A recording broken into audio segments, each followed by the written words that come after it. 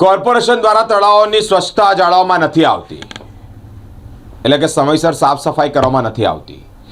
પાણી ગંદુ જોવા મળે છે, દૂષિત જોવા મળે છે, કારણ કે કચરો ઠલવાય છે, લીલ જામી જાય છે. ઓકે, પાણી ચોખ્ખું નથી, ગંદકીવાળું પાણી છે. તો જળચર પ્રાણીઓ ક્યાં જશે?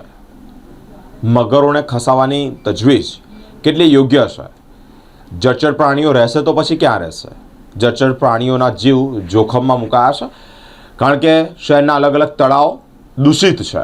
વડોદરામાં મગરો અને માણસો વચ્ચે સહઅસ્તિત્વનો ઇતિહાસ જૂનો છે, પરંતુ હાલમાં જ 5 તળાવોમાંથી મગરોને ખસેડવાની હિલચાલ અને તાંદરજા જેવા તળાવોની વર્તમાન સ્થિતિને લઈને અનેક પ્રશ્નો ઊભા થયા છે.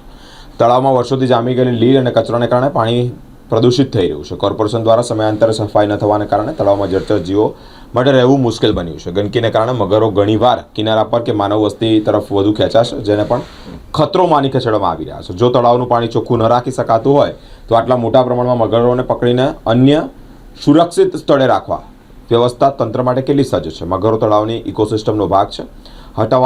તેમને હટાવવાની તળાવની કુદરતી સફાઈ, જેમ કે મૃત માછલીઓ ખાવી, એ અટકી જશે અને ગંદકી વધુ વિકળશે. કોંગ્રેસ અગ્રણી અશફાક મલિકે કોર્પોરેશનને આડે હાથે લીધા છે. સ્વચ્છતા નથી ત્યારે મગરો કેવી રીતે સાચવશે? એક પ્રશ્નાર્થ ઊભો કર્યો છે. બિલકુલ 100% સાચી વાત છે. તમે આ અમારો તાંદલજા ગામનો તળાવ છે, આ તળાવની અંદર મગરો છે.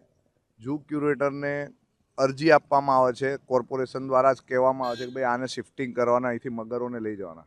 આ તળાવમાં મગરો ગંદકીથી પીડાય છે ને એટલા માટે તમે લઈ જવાની વાત કરો છો. પણ જ્યારે તમારી પાસે આ તળાવના બ્યુટિફિકેશનનું બજેટ આવ્યું હતું, 2 થી 3 વખત તમે બ્યુટિફિકેશન માટેની દરખાસ્તો કરાવી, પછી કેમ તમે આ બ્યુટિફિકેશન નથી કર્યું? અને તમે હવે બીજી જગ્યાએ લઈ જશો મગરોને, તો બીજી જગ્યાએ ક્યાં લઈ જવાના છો?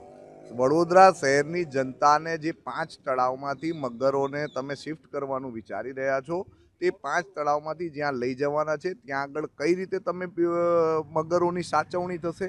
કારણ કે આ બી વડોદરાની ધરોહર છે, એટલે એને સાચવણી બી થવી જોઈએ, તળાવોનું બ્યુટિફિકેશન બી થવું જોઈએ. આ બધા મુદ્દાઓને કઈ રીતે ખુલાસો, એની કોઈ ખુલાસો નથી આપ્યો એમણે. એટલે સૌથી પહેલાં તો એમણે પ્રજાને બતાવવું પડશે કે અમે આ તળાવમાંથી મગરો લઈ જઈને ક્યાં રાખીશું અને આ તળાવની ગંદકીનું શું કરીશું. આ તળાવની ગંદકીનું શું? પહેલાં તો તમે આ તળાવની ગંદકીની સફાઈ કરો, બ્યુટિફિકેશન કરો, અને આ ચારે બાજુ ફરતે તમે વ્યવસ્થિત વોલ બાંધો, ડેવલપમેન્ટ કરો, તો પછી અહીંયાથી બીજે શિફ્ટ કરવાના, ખર્ચા કરવાના, પછી બીજે સાચવણી કરવા માટે બીજે પાણી કઈ જગ્યાએ તળાવમાં ગંદકી છે તો ત્યાં આગળ સફાઈ કરવાની. એટલે તમે આ ડબલ સ્ટાન્ડર્ડની વાતો કરો છો. એના કરતાં વધારે સારું શું છે કે જે જ્યાં છે ત્યાં રાખો, પણ એને વ્યવસ્થિત રીતે પ્લાનિંગપૂર્વક અહીંયા જ એની પાછળ મહેનત કરી દેવામાં આવે અને અહીંયા સફાઈ કરીને બ્યુટિફિકેશન કરી દેવામાં આવે તો તળાવની પણ સફાઈ થઈ જાય અને સાથે સાથે જે મગરોની સાચવણી છે એ પણ થઈ જાય. એટલે આ તો તમે એક તરફ ઉઠાવવાની વાત કરીને એ બધા ખર્ચા નાખશો, પછી બીજી જગ્યાએ બ્યુટિફિકેશનના નામે કે ભાઈ ત્યાં આગળ એના માટે કરવું પડશે.